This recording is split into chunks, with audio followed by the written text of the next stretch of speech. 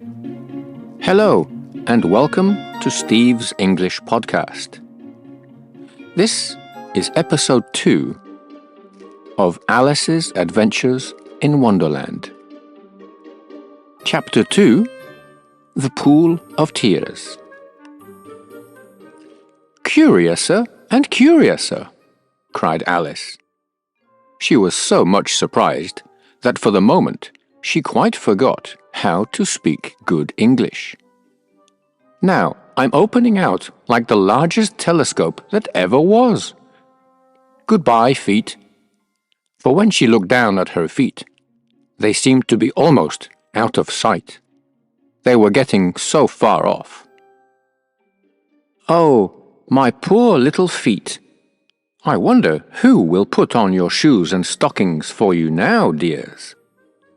I'm sure I shan't be able. I shall be a great deal too far off to trouble myself about you. You must manage the best way you can." "But I must be kind to them," thought Alice. "Or perhaps they won't walk the way I want to go. Let me see. I'll give them a new pair of boots every Christmas." And she went on planning to herself how she would manage it. "They must go by the carrier," she thought. "And how funny it'll seem, sending presents to one's own feet. And how odd the directions will look. Alice's right foot, Esquire, hearth rug, near the fender. With Alice's love." Oh dear, what nonsense I'm talking. Just then, her head struck against the roof of the hall. In fact, she was now more than 9 feet high, and she at once took up the little golden key and hurried off to the garden door. Poor Alice! It was as much as she could do, lying down on one side, to look through into the garden with one eye, but to get through was more hopeless than ever. She sat down and began to cry again. "You ought to be ashamed of yourself," said Alice. "A great girl like you," she might well say this, "to go on crying in this way. Stop this moment, I tell you."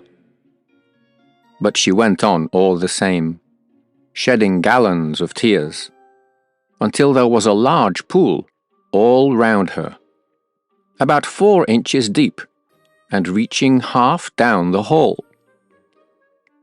After a time, she heard a little pattering of feet in the distance, and she hastily dried her eyes to see what was coming.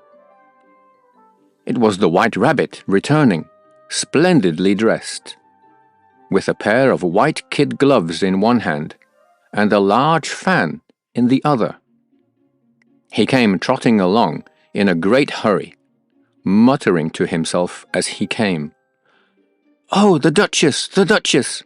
Oh, won't she be savage if I've kept her waiting?" Alice felt so desperate that she was ready to ask help of anyone. So, when the rabbit came near her, she began in a low, timid voice, "If you please, sir." The rabbit started violently, dropped the white kid gloves and the fan, and scurried away into the darkness as hard as he could go. Alice took up the fan and gloves, and, as the hall was very hot, she kept fanning herself all the time she went on talking. "Dear, dear, how queer everything is today. And yesterday things went on just as usual. I wonder if I've been changed in the night. Let me think. Was I the same when I got up this morning? I almost think I can remember feeling a little different. But if I'm not the same, the next question is, who in the world am I? Ah, that's the great puzzle. and she began thinking over all the children she knew that were of the same age as herself, to see if she could have been changed for any of them. "I'm sure I'm not Ada," she said, "for her hair goes in such long ringlets, and mine doesn't go in ringlets at all. And I'm sure I can't be Mabel, for I know all sorts of things, and she knows such a very little. Besides, she's she, and I'm I. And, oh dear, how puzzling it all is. I'll try if I know all the things I used to know. Let me see. 4 times 5 is 12, and 4 times 6 is 13, and 4 times 7 is... Oh dear! I shall never get to 20 at that rate. However, the multiplication table doesn't signify. Let's try geography. London is the capital of Paris, and Paris is the capital of Rome. And Rome? No, that's all wrong. I'm certain. I must have been changed for Mabel. I'll try and say, "How doth the little..." And she crossed her hands on the lap as if she were saying lessons, and began to repeat it. But her voice sounded hoarse and strange, and the words did not come the same as they used to do. "How doth the little crocodile improve his shining tail, and pour the waters of the Nile on every golden scale? How cheerfully he seems to grin, how neatly spread his claws, and welcome little fishes in with gently smiling jaws." "I'm sure those are not the right words," said poor Alice, and her eyes filled with tears again as she went on. "I must be Mabel after all, and I shall have to go and live in that poky little house, and have next to no toys to play with, and, oh, ever so many lessons to learn. No, I've made up my mind about it. If I'm Mabel, I'll stay down here. It'll be no use their putting their heads down and saying, 'Come up again, dear.' I shall only look up and say, 'Who am I then?' Tell me that first, and then, if I like being that person, I'll come up. If not, I'll stay down here till I'm somebody else." "But, oh dear," cried Alice, with a sudden burst of tears, "I do wish they would put their heads down. I am so very tired of being all alone here." As she said this, she looked down at her hands, and was surprised to see that she had put on one of the rabbit's little white kid gloves while she was talking. "How can I have done that?" she thought. "I must be growing small again." She got up and went to the table to measure herself by it, and found that, as nearly as she could guess, she was now about 2 feet high, and was going on shrinking rapidly. She soon found out that the cause of this was the fan she was holding, and she dropped it hastily, just in time to avoid shrinking away altogether.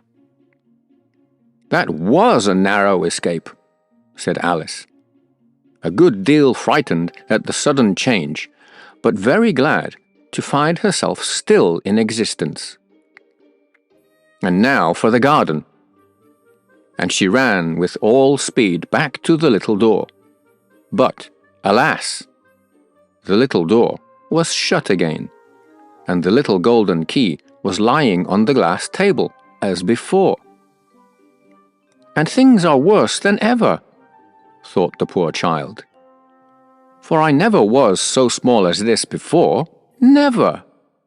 And I declare it's too bad that it is."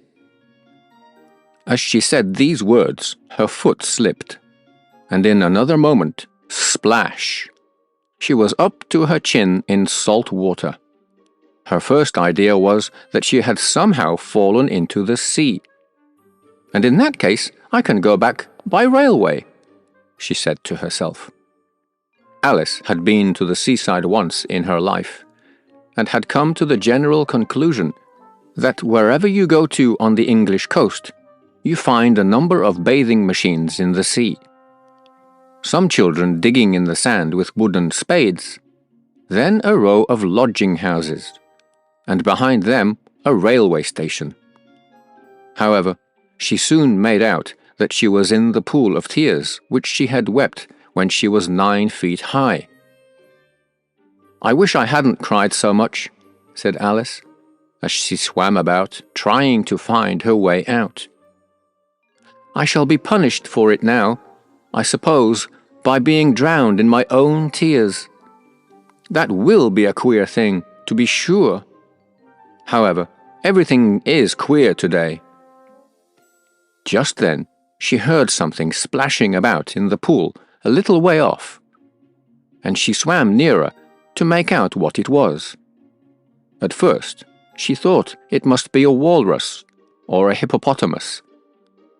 But then she remembered how small she was now, and she soon made out that it was only a mouse that had slipped in like herself. Would it be of any use now, thought Alice, to speak to this mouse? Everything is so out of the way down here that I should think very likely it can talk. At any rate, there's no harm in trying. So she began. "Oh, mouse, do you know the way out of this pool? I am very tired of swimming about here. Oh, mouse!" Alice thought this must be the right way of speaking to a mouse. She had never done such a thing before. But she remembered having seen in her brother's Latin grammar a mouse, of a mouse, to a mouse, a mouse. "Oh, mouse!" The mouse looked at her rather inquisitively, and seemed to her to wink with one of its little eyes, but it said nothing. "Perhaps it doesn't understand English," thought Alice. "I dare say it's a French mouse, come over with William the Conqueror." For with all her knowledge of history, Alice had not very clear notion of how long ago anything had happened. So she began again. "Où est ma chatte?" which was the first sentence in her French lesson book. The mouse gave a sudden leap out of the water, and seemed to quiver all over with fright. "Oh, I beg your pardon," cried Alice hastily, afraid that she had hurt the poor animal's feelings. "I quite forgot that you didn't like cats." "Not like cats?" cried the mouse, in a shrill, passionate voice. "Would you like cats if you were me?" "Well, perhaps not," said Alice in a soothing tone. "Don't be angry about it. And yet I wish I could show you our cat Dina. I think you'd take a fancy to cats if you could only see her. She is such a dear, quiet thing," Alice went on, half to herself, as she swam lazily about in the pool. "And she sits purring so nicely by the fire, licking her paws and washing her face. And she is such a nice, soft thing to nurse. And she's such a capital one for catching mice." "Oh, I beg your pardon," cried Alice again, for this time the mouse was bristling all over, and she felt certain it must be really offended. "We won't talk about her any more if you'd rather not." "We indeed," cried the mouse, who was trembling down to the end of his tail. "As if I would talk on such a subject. Our family always hated cats. Nasty, low, vulgar things. Don't let me hear this name again." "I won't indeed," said Alice, in a great hurry to change the subject of conversation. Are you fond of dogs?" The mouse did not answer. So Alice went on eagerly. "There is such a nice little dog near our house I should like to show you. A little bright-eyed terrier, you know, with, oh, such long, curly brown hair. And it'll fetch things when you throw them, and it'll sit up and beg for its dinner, and all sorts of things. I can't remember half of them, and it belongs to a farmer, you know, and he says it's so useful, it's worth £100. He says it kills all the rats and—" "Oh dear," cried Alice in a sorrowful tone. "I'm afraid I've offended it again." For the mouse was swimming away from her as hard as it could go, and making quite a commotion in the pool as it went.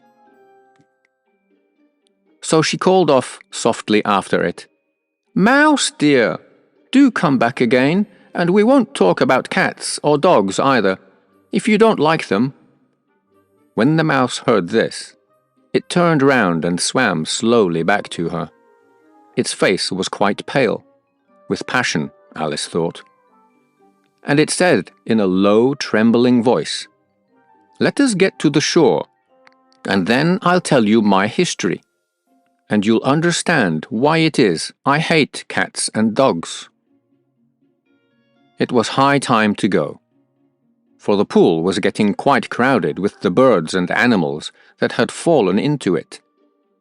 There were a duck and a dodo and a lory and an eaglet and several other curious creatures.